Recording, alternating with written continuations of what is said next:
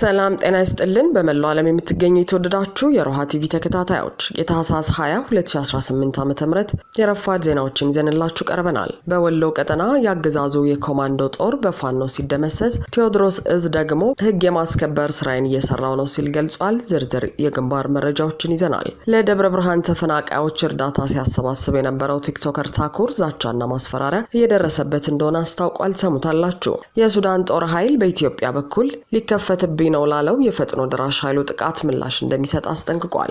ግብጽ የኢትዮጵያ መውጫ በር የሆነውን የጅቡቲ ወደብን ለማልማት 3 ስምምነቶችን መፈራረሟ ተነግሯል። ቻይና ተገንጣይ ኃይሎችን ለማስጠንቀቅ በታይዋን ወታደራዊ ልምምድ ልታደርግ ነው። ውድ አድማጭ ተመልካቾቻችን አብራችሁ ልትቆዩ ከፈቀዳችሁ እነዚህ መረጃዎች በዝርዝር የምናሰማችሁ ይሆናል። የሮሃ ቲቪ ወቅታዊና ሀቀኛ መረጃዎች እንዲደርሷችሁ ቻናሉን ሰብስክራይብ፣ ላይክ እና ሼር በማድረግ አሁኑኑ ቤተሰብ ይሁኑ።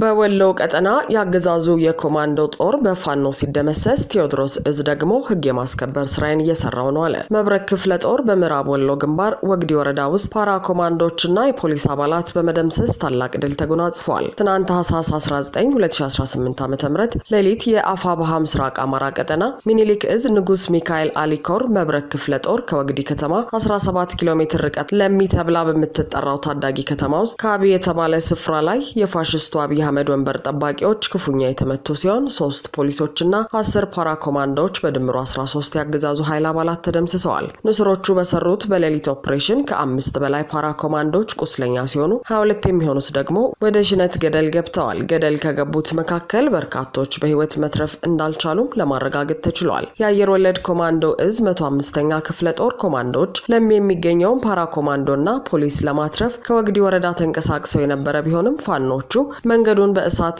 ስላጠሩት ምንም ማድረግ ሳይችሉ ቀርተዋል። ከመብረቅ ክፍለ ጦር ሰራዊት መካከል አንደኛ አዳነ ሀብትነው ሻለቃና ከሁለተኛ ደምሰው ጎጡ ሻለቃ የተውጣጡ አህዶች ሌሊቱን የፈጸሙት የጦር ሜዳ ጀብዱን ተከትሎ ያገዛዙ ኃይል ከፍተኛ ኪሳራ ስለገጠመው በቅጥረኝነት ከያዛቸው ተዋጊዎቹ መካከል ከሌሊቱ ማዕት የተረፉት ተስፋ ቆርጠው በየገጠር ቀበሌዎች ተበትነዋል። ከሌላ በኩል አፋብኃ ቴዎድሮስ እዝ 109ኛ ኮር 77ኛ ክፍለ ጦር በአገዛዙ ኃይል ላይ ድል ተቀዳጅቷል። ከትናንት በስቲያ ታህሳስ 18 2018 ዓ.ም መነሻውን ከገነት አቦ ከጂጋና ከፍኖተ ሰላም ያደረገው ያገዛዙ ኃይል ማክሰኝን ላይ በ3 አቅጣጫ ዙ23 ጨምሮ ያለ የሌላ ኃይሉን ይዞ ለመግባት ቢሞክርም የ77ኛ ክፍለ ጦር ከጧቱ 12 ሰዓት እስከ 10 ሰዓት 6ኛ ሬጅመንት ቃኝና መሐንዲስ 3ኛ ሬጅመንት 1ኛ ሬጅመንት 5ኛ ሬጅመንት እና ሌሎች የሬጅመንት አባላት በመቀናጀት የመጣውን ያገዛዙ ሰራዊትን ያጨዱ ሲከምሩ ተለዋል። አማራን ከምድረገጽ አጠፋለሁ ብሎ ያቀደው ይህ ስርዓት በክንደ ነበልባሎቹ የ77ኛ ክፍለ ጦር አናብስቶች ከጧቱ 12 ሰዓት እስከ 10 ሰዓት ባደረጉት እልህ አስጨራሽ ትንቅንቅ ሻምበል አዛዡና 100 መሪዎችን ጨምሮ ከ40 በላይ ኃይሉን ደምስሰውታል። ወደ 77ኛ ክፍለ ጦር ምሽግ ዘሎ የገባው ያገዛዙ ኃይል መውጫ አጥቶ የድረሱልኝ ሲቃ ሲያሰማ ውሏል። ከበባ ውስጥ የገባው ኃይል ለማስለቀቅ ከጅጋ ተጨማሪ ኃይል ወደ ማክሰኝት ለማስገባት ቢሞክርም በደፈጣ ስፔሻሊስቶች ሻለቃ 1 የደፈጣ መብረቃዊ ጥቃት የተሰነዘረበት ሲሆን ያሰበው ቅድ ሳይሳካለት ቀርቷል። የፋኖን ምት መቋቋም ያቃተው ያገዛዙ ኃይል ግማሹን አስክሬን ቀብሮ ሌላውን ትቶ ጨለማውን ተገና አድርጎ በ3 መኪና ቆስለኛውን ጭኖ ወደ ጅጋ እግሬ አውጪኝ ብሎ ሸሽቷል። በትናንትናው ዕለት የአካባቢው ማህበረሰብ ያገዛዙን ጦር አስክሬን እያነሳ ሲቀብር የዋለ ሲሆን ከ40 በላይ ወታደር መገደሉና 3 መኪና የሚሆነው ደግሞ መቁሰሉ ታውቋል። የዕለቱ አውደ ውጊያ በክንደ በ77ኛ ክፍለ ጦር የበላይነት የተጠናቀቀ ሲሆን ከተማ ሙሉ በሙሉ በፋኖ ቁጥጥር ውስጥ ትገኛለች። ይህ በእንዲህ እንዳለ የመከላከያ ኦፕሬተሩና የሞርተር ኦፒው ፋኖን ተቀላቅለዋል። የቴዎድሮስ እዝ 201ኛ ኮር 54ኛ ክፍለ ጦርን በትናንትናው ዕለት ሙሉ ትጥቃቸውን በመያዝ ወደ ፋኖ ተቀላቅለዋል። በተያያዘ መረጃ የአፋብኃ ቴዎድሮስ እዝ እየወሰደ ያለው ህግ የማስከበር እርምጃ እንደቀጠለ መሆኑን አሳውቀዋል። የአፋብኃ ቴዎድሮስ እዝ 201ኛ ኮር 64ኛ ክፍለ ጦር ስር የነበሩ የድርጅቱን ወቅታዊ የአደረጃጀት የጦር ፕወዛ በማስመልከት ቃል ኪዳን ሊቁ ከ64ኛ ክፍለ ጦር በማፈንገጡ በእነማይ ወረዳ ስር ኢየሱስ ቀበሌና ደጀን ወረዳ ቆስቆስ ቀበሌ ተቀምጠው የአካባቢው ማህበረሰብን የሚዘርፉ ወጣት ሴቶችን አስገድደው የሚደፍሩ በእነማይ ወረዳ 2 አምባ ዲቢሳና ማንቆርቆሪያ እንስላል ቀበሌ ጭነትና የህዝብ መኪኖችን ሹፌሮችን ተሳፋሪዎችን በማስቆም ለግል ጥቅማቸው እየዘረፉ የሚገኙ ግለሰቦችን በ64ኛ ክፍለ ጦር ህግ ማስከበር ዘመቻ በቁጥጥር ስር እየዋሉ ይገኛሉ ብሏል። ለደብረ ብርሃን ተፈናቃዮች እርዳታ ሲያሰባስብ የነበረው ቲክቶከር ታኩር ዛቻና ማስፈራሪያ እየደረሰበት እንደሆነ ገለጸ።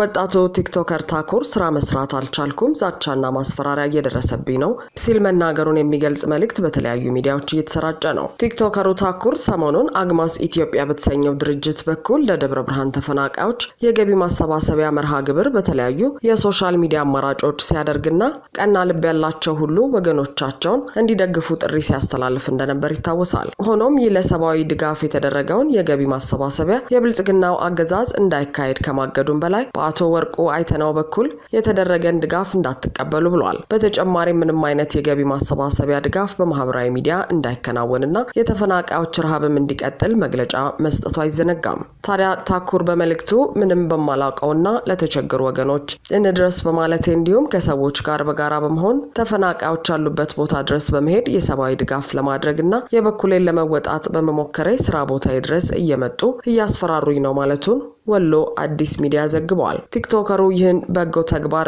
ብያሰብኩትን ስራ ወደ ፖለቲካ ቀይረው ስራ ቦታዬ ድረስ በመምጣት ማስፈራራትና ዛቻ እያደረሱብኝ ነው እና ህዝብ ይወቅልኝ ብሏል። ዛቻው በወርቁ አይተናው በኩል ያለው ነው የሚለው ቲክቶከሩ ከሱ ጋር እንዴት ግንኙነት ኖሮህ ነው ይህን ያክል ገንዘብ ሊረዳና ለግልህ ጭምር መኪና ስጦታ ሊሰጥ የቻለው በማለት ብዙ መልእክቶች እና ማስፈራሪያዎች መጥተውብኛል ሲል መግለጹም ተመላክቷል። በዚህ ከቀጠለም ለህይወቴም ስለሚያሰጋኝ ስራ ቦታዬን ለቅቄ ወደ ትውልድ ቦታዬ ወሎ ደሴ ለመሄድም እያሰብኩ ነው በማለት የሚያሳዝን መልእክት ማስተላለፉ ተዘግቧል። የሱዳን ጦር ኃይል በኢትዮጵያ በኩል ሊከፈትብኝ ነው ላለው የፈጥኖ ድራሽ ኃይሉ ጥቃት ምላሽ እንደሚሰጥ አስጠነቀቀ። በኢትዮጵያ በኩል አቋርጦ የሚመጣውን የአርኤስኤፍ ጥቃት ለመመከት ዝግጅታችንን አጠናቀናል ሲል የሱዳን ጦር ኃይል አስታውቋል። አንድ ከፍተኛ የሱዳን ጦር መኮንን ለሱዳን ትሪቢዩን ጋዜጣ በሰጡት መግለጫ ተቀናቃኛቸው ፈጥኖ ድራሽ ኃይሉ በብልጽግናና በተባበሩት አረብ ኤምሬትስ ድጋፍ ከኢትዮጵያ ተነስቶ ጥቃት ለመፈጸም ዝግጅት እያደረገ መሆኑን ገልጸዋል። ይህ ጥቃትም መነሻውን ከኢትዮጵያ ድንበር አድርጎ በብሉ ናይል ግዛት ውስጥ በሚገኙት ኩምሩክና ጌሳና ከተሞች ላይ የሚደረግ ስለመሆኑ መረጃ የደረሳቸው መሆኑን የጠቀሱት መኮንኑ ለዚህ ጥቃት በቂ ዝግጅት ማድረጋቸውን አስታውቀዋል። እንደ ዘገባው በደቡብ ምስራቃዊው ሱዳን በሚገኘው ብሉ ናይል ግዛት ውስጥ ይንቀሳቀሱ የነበሩት የአርኤስኤፍ እና አጋሮቹ ታጣቂዎች ባለፈው ሐምሌ ወር በመንግስት ከፍተኛ ጥቃት ተፈጽሞባቸው አካባቢውን ለቀው ለመሄድ ተገደው ነበር። እነዚህ ታጣቂዎችም በአቅራቢያቸው ወደሚገኙት ኢትዮጵያና ደቡብ ሱዳን ውስጥ በመግባት ራሳቸውን ሲያደራጁ መቆየታቸውን የጦር መኮንኑ አስረድተዋል። በኢትዮጵያ ውስጥ በአብይ ድጋፍ የተደራጁት እነዚህ ታጣቂዎች በሚቀጥሉት ሳምንታት ውስጥ የመልሶ ማጥቃት እርምጃ ለመውሰድ በዝግጅት ላይ እንደሚገኙም ገልጸዋል። መኮንኑ ለጋዜጣው በሰጡት ማብራሪያ አርኤስኤፍ እና አጋሮቹ በኢትዮጵያ ውስጥ በቤንሻንጉል ጉሙዝ ክልል በአራት ቦታዎች ላይ ማሰልጠኛ ካምፕ የተፈቀደላቸው መሆኑን አስታውቀዋል። ቤንሻንጉል ጉሙዝ ክልል ከሱዳን ከብሉ ናይል ግዛት ጋር በድንበር እንደሚዋሰን የጠቀሱት መኮንኑ በተፈቀደላቸው ማሰልጠኛ ካምፕ ውስጥ የሚገኙት አርኤስኤፍ፣ ኤስፒኤልኤም፣ የጆሴፍ ቱካ አንጃ፣ የኦቢ አቡ ሾታል ታጣቂዎችና የኢትዮጵያና የደቡብ ሱዳን ቅጥረኛ ወታደሮች መሆናቸውን አስረድተዋል። የእነዚህ የጠቀሷቸው ታጣቂዎች ከፍተኛ አመራሮች በቤንሻንጉል ጉሙዝ ክልል ዋና ከተማ አሶሳ ውስጥ እንደሚገኙ ከመረጃ ምንጮቻቸው ማረጋገጣቸውንም ገልጸዋል። መኮንኑ ጨምረውም የመረጃ ምንጮቻቸው በቅርቡ ለእነዚህ ታጣቂዎች የሚሆኑ ከፍተኛ መጠን ያላቸው ጦር መሳሪያዎች ከዩናይትድ አረብ ኤምሬትስ ተጭነው ቤንሻንጉል ጉሙዝ ውስጥ በሚገኝ አየር ማረፊያ ውስጥ መራገፋቸውን ለማወቅ መቻላቸውን ጠቅሰው ይህም በቅርቡ በኩምሩክና ጌሳና ከተሞች ለሚደረገው ማጥቃት የሚደረገው ዝግጅት አካል መሆኑን አስታውቀዋል። ለዚህም ወታደራዊ ምላሽ እንደሚሰጡና ምላሹ ለአርኤስኤፍም ለአጋዡ ብልጽግናም እንደሚሆን ጠቁመዋል። ከጥቂት ሳምንታት በፊት ከዚህ ጋር የሚመሳሰል መረጃ አልጀዚራ ቴሌቪዥን ማሰራጨቱ ይታወሳል።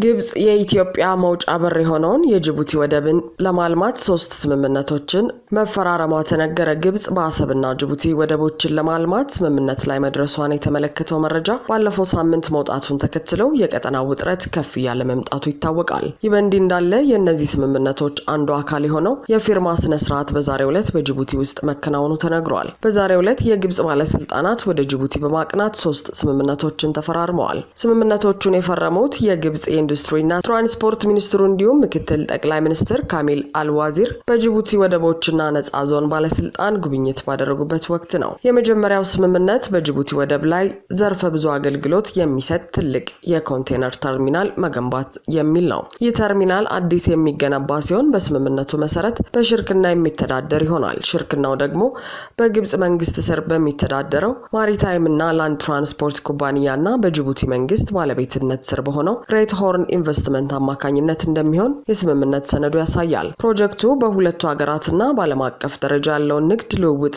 የማሳደግ ዓላማ እንዳለውም ሰፍሮበታል። ሁለተኛው ስምምነት ደግሞ የረጅም ጊዜ መሬት ሊዝ ውል ነው። በዚህ ውል መሰረት ኤልስዊድ ኤሌክትሪክ የተሰኘው የግብጽ ከፊል መንግስታዊ ኩባንያ በጅቡቲ በሚገኘው ኤልስዊዲ ሎጂስቲክስ በተሰኘው እህት ድርጅቱ አማካኝነት በጅቡቲ ወደብ መጠነ ሰፊ መሬት እንዲከራይ ተደርጓል። በስምምነቱ ላይ የተገለጸው ይህ ውል ያስፈለገው የንግድ ልውውጥን ለማስፋፋትና የግብጽ ኩባንያዎች በቀጠናው ገበያ ውስጥ ተደራሽነት እንዲኖራቸው ለማስቻል የሚል ነው። ሶስተኛው ስምምነት በጅቡቲ ዶራሌ የኮንቴነር ተርሚናል 100 ሜጋዋት የሚያመነጭ አረንጓዴያማ የፀሐይ ኃይል ማመንጫ መትከል ላይ ያተኩራል። የኃይል ማመንጫውን የግብጽ መንግስታዊ ኩባንያ እንዲሰራው ስምምነት ላይ ተደረሰ ሲሆን ዋነኛ ዓላማው ደግሞ ለወደብ ክሬኖችና ከባድ መሳሪያዎች ዘላቂነት ያለው ታዳሽ ኃይል ማመንጨት የሚል ነው። በሁለቱ ሀገራት መካከል ከቅርብ ወራት ወዲህ እያደገ የመጣውን የንግድ ትብብር መሰረት በማድረግ የጅቡቲ ወደብና ነጻ ቀጠና አስተዳደር ባለስልጣን በአጠቃላይ 150,000 ካሬ ሜትር ቦታ ለግብጽ ኩባንያዎች እንደሚያመቻችም ስምምነቱ ያስረዳል። የግብጽ የኢንዱስትሪና ትራንስፖርት ሚኒስትርና ምክትል ጠቅላይ ሚኒስትር ካሚል አልዋዚር ዛሬ ይህንን ስምምነት ለመፈረም ወደ ጅቡቲ የተጓዙት ከተለያዩ ባለስልጣናትና የግብጽ ባለሀብቶች ጋር በመሆን ነው። አልዋዚር በዚህ ጉብኝታቸው በጅቡቲ አርታ ክልል ኦማር ካጃ የተሰኘ ቦታ በግብጾች የተሰራውን 1.2 ሜጋዋት የሚያመነጭ የፀሐይ ኃይል ማመንጫ መርቀዋል። ግብጽ በቀጣይነት በጅቡቲ ውስጥ የመንገድ ግንባታን ጨምሮ በሌሎች የወደብ ልማት ስራዎች ላይ የመሰማራት እቅድ እንዳላትም አስታውቀዋል። ይህ በእንዲህ እንዳለ ባለፈው ሳምንት ናሽናል ጋዜጣ እንደዘገበው ግብጽ የአፍሪካ ቀንድ አካል ከሆኑት ኤርትራና ጅቡቲ ጋር ወደቦችን ለመገንባት ስምምነት ለማድረግ የወሰነችው በአባይ ወንዝ ጉዳይ በገባችበት ውዝግብ በኢትዮጵያ ላይ ያካሄደች ያለው ጫና አንዱ አካል በማድረግ ነው። በዲፕሎማሲም ይሁን በአጠቃላይ ፖለቲካዊ የከሸፈው የብልጽግናው አገዛዝ ኢትዮጵያን ከፍተኛ የሆነ ከበባ ውስጥ ከቷታል። ይህም ለሀገሪቱም ሆነ ለራሱ ለብልጽግናው አገዛዝ ከፍተኛ ውድቀትና ሽንፈት ሲሆን የአብይ አስተዳደር መንግስት ሆኖ የሚቀጥልበት አቅምም ምክንያትም እያጣ መሆኑን ከሚያሳዩ በርካታ አብነቶች መካከል አንዱ ይህ ነው። ቻይና ተገንጣይ ኃይሎችን ለማስጠንቀቅ በታይዋን ወታደራዊ ልምምድ ልታደርግ ነው። ቻይና ተገንጣይ ኃይሎችን ለማስጠንቀቅና የደሴቷን ቁልፍ አካባቢዎችን መቆጣጠር የሚያስችል ወታደራዊ ልምምድ በሰርጡ አቅራቢያ ልታደርግ ነው። የሀገሪቱ ጦር ባህር ኃይል፣ አየር ኃይልና ሌሎችም ኃይሎች የእሳት ልምምድን ጨምሮ ለወታደራዊ ልምምድ መሰማራታቸውን ቤጂንግ አስታውቃለች። የፍትህ ተልዕኮ 2025 የሚል ቅጽል ስም የተሰጠው ልምምዱ አሜሪካ ትልቅ የተባለውን የወታደራዊ ማዕቀፍ በ11 ቢሊዮን ዶላር ለታይዋን መሸጧን ባሳወቀች በቀናት ውስጥ የሚካሄድ ነው። የመሳሪያ ሽያጩ ከቤጂንግ ብርቱ ተቃውሞ የገጠመው ሲሆን በአጸፋው ቻይና በአሜሪካ የመከላከያ ኩባንያ ላይ ማዕቀብ ጥላለች። ታይዋን በዚህ ዓመት የመከላከያ ኃይሏን ማጠናከሯ የግዛቷ አካል አድርጋ የምታያት ቤጂንግ አስቆጥቷታል። የታይዋን ፕሬዝዳንታዊ ጽህፈት ቤት የቻይናን ወታደራዊ ልምምድ ዓለም አቀፋዊ ባህልን የሚጥስ ነው በሚል ተችቷል። የታይዋን መከላከያ ሚኒስትር ሰኞ ጠዋት የቻይናን የጦር አውሮፕላኖችንና መርከቦችን በታይዋን አካባቢ መመልከቱን ገልጾ የሀገሪቱ ጦርና የሚሳኤል ስርዓት ሁኔታውን እንዲቃኝ መመደቡን አስታውቋል። ኃይሉ ታይዋንንና ህዝቦቹን ለመከላከል በከፍተኛ መጠንቀቅን ላይ እንደሚገኝ ሚኒስትሩ ገልጿል። የታይዋን ሰርጥ አካባቢ ላይ የተመደበው የቻይና ምስራቃዊ እዝ በዊቦ የትስስር ገጽ መጪውን ወታደራዊ ልምምድ የፍትህ ጋሻ ሲል ጠርቶታል። ለመገንጠል እያሴሩ ያሉ ሁሉ ጋሻው ሲያገኛቸው ይመነጠራሉ ሲል አጋርቷል። የመጀመሪያ ወታደራዊ ልምምድ መጀመሩን ያሳወቀው የቻይና መከላከያ ሚኒስትር ዋናውን ልምምድ ማክሰኞ እንደሚደረግ ጠቁሟል። ቻይና ለረጅም ዓመታት ከታይዋን ጋር ሰላማዊ ውህደት ስትወተውት የቆየች ሲሆን የደሴቷን መገንጠል ግን ሰላማዊ ባልሆነ መንገድ የሚያስቆምም ህግ አላት። አድማጭ ተመልካቾቻችን የሰዓቱ የሮሃ ቲቪ ዜናዎች የተከታተላችኋቸውን ይመስሉ ነበር። አብራችሁን ስለነበራችሁ ከልብ እናመሰግናለን። ሰላም።